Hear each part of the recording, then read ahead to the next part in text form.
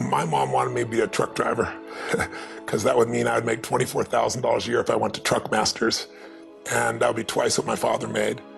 And she thought that would happen, but something inside of me said, I don't want to drive a truck. There's something else that matters more to me, and I decided I was not gonna go for money instead of passion. And the rewards have been pretty amazingly better than being a truck driver. It's not bad being a truck driver, it's just not what I was after. And I look back, and one of the things that helped me was my original teacher, Jim Rohn, who was a personal development speaker I went to hear when I was 17. He said something the first time I heard him, and he said, you know, it's really simple. If you want life to change, you gotta change. If you want life to be better, you've gotta get better. It's the only way it happens. And luck will show up for people and it'll leave them. But if you're constantly improving who you are and what you give, game over. People ask me, what does it take to be happy? I always tell them one word: progress. Progress equals happiness. Even if you're not where you want to be yet, if you're on the road, if you're improving, if you're making progress, you're going to love it. You're going to feel alive. On the other hand, it doesn't matter how successful you are. If you stop growing, you start dying inside. I've always had this belief: if you want to be successful at anything in life, never leave the sight of setting a goal without doing something that commits you to fulfillment. If you get, like, you're in state, right, when you do something. While you're in state, that's the time to commit yourself to something that makes you follow through. So I'd call somebody up, I'd schedule something, I'd lock in the next meeting, I'd sign up for the class, I'd enroll the guy who was going to mentor me, I'd set the meeting with a mastermind of people I met. I did something so that whatever I committed to, there was something when I went home that would pull me there. It's structure. This could be the greatest time you ever live if you control what you focus on, if you find a more empowering meaning, and if you decide to model the actions of those who succeeded before you. It can be the best financial time, the best emotional time, the best spiritual time of your life, but you better take control of your state. And if you think you're going to do it just by today, you're wrong. You're going to need to get yourself some rituals. Right now, every one of you in this room is controlled by your rituals. I don't just mean this one. I mean, every morning you get up. I know your body. I can look at your body right now, and I can guess your rituals. Some of you, your rituals to work out 5 times a week, I can see it clearly. 4 to 6 times a week, it's obvious. Because you couldn't look like that if you didn't do that. Some form of workout. I don't care if it's walking, lifting, whatever. Some of you, it's obvious that lifting weights is part of it. You can see by that man's muscles. I know what his rituals are. Because your life comes from your rituals. If you don't develop the ritual, you're kidding yourself. How many agree with me on this? Raise your hand and say, I. And there are rituals that put you in state, and there are rituals that take you out of state.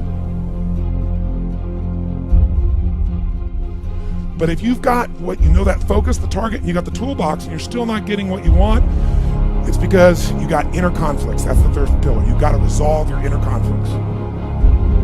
Because that, as I tried to explain to you, 80% of success in anything is your psychology, and 20% is the mechanics. So those inner conflicts are when you take 2 steps forward, you pull 3 steps back, right? When you say, boy, I'm totally committed to this, but you don't follow through. This is my expertise, the why guy part. Why? Why do you keep saying you want this? You have crystal clarity, you have the tools, and you're still not getting it? There's a conflict in you. Align your life with what is most important to you. And then once you are in a position where you're aligned, guess what you'll do? Take action. You won't have to work at it. When everything's in alignment, there's nothing pulling you away, boom, you go for it. Progress comes when you tell yourself the truth and you're able to feel the uncertainty and take action anyway. The thing that stops us all is fear. It's no surprise. Fear of failure, fear of rejection, fear of the unknown, fear of not looking good. And that fear we could translate into the simple thing of uncertainty. Now, when you look at someone who's incredibly successful, you look at someone who's truly a leader in their life or in their field, the one thing they have in common is they exude this sense of certainty. And where's that come from? Is it inborn? Are they lucky? Are things just going their way? No, great leaders know how to step in the uncertainty and bring the certainty to the situation. Most people in life, we really feel like the level of stress in our life comes to how much of life do you feel like you control, or how much does life control you? Do you tend to control more of what's going on, or events controlling you? It's very easy to have those events start to take control unless we take control of what's between our ears, our own mind. You see, what you and I focus on massively affects how we feel, whether we're thriving or surviving. If you focus on what you can't control, if you focus on the past, if you focus on what's missing from your life constantly, that pattern of focus will make you frustrated, overwhelmed, depressed. It won't even matter if you're taking antidepressants. If you keep focusing on what you can't control, what's missing from your life, you're going to feel depressed still. You can take as many antidepressants as you want. Focus equals power. If you want to thrive, you got to focus on what you can control. You got to focus on the difference you can make. You got to focus on what's already in your life that you're grateful for. So you got to find a story that's going to empower you to act. A story that's going to get you to find the breakthrough. Because otherwise, with a lousy story, you'll never find the strategy, or you'll come up with a reason why it's too expensive, you can't get there, you can't access it, or you'll even get the strategy and then half-assed apply it just so you can reward your story that says it doesn't work because I tried it. Resourcefulness is the ultimate resource. And if you don't have what you want, stop telling yourself the story because you don't have the money, you don't have the time. That's bullshit. It's because you haven't committed yourself where you would burn your boats. If you want to take the fucking island, burn your fucking boats, and you will take the island, because people, when they're going to either die or succeed, tend to succeed. But most of us give ourselves a way out, and that's why we don't have what we want.